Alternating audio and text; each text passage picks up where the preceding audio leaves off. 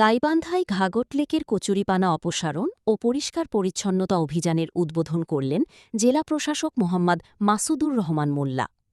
মশাবাহিত ডেঙ্গু রোগ প্রতিরোধে গাইবান্ধা পৌরসভার ঘাগট লেকে সপ্তাহব্যাপী কচুরিপানা অপসারণ ও পরিষ্কার পরিচ্ছন্নতা অভিযানের উদ্বোধন করা হয়।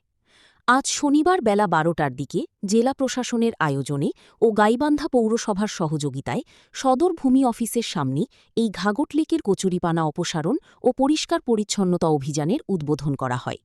এতে উপস্থিত থেকে অভিযানটির উদ্বোধন করেন জেলা প্রশাসক ও জেলা বিজ্ঞ ম্যাজিস্ট্রেট মোহাম্মদ মাসুদুর রহমান মোল্লা।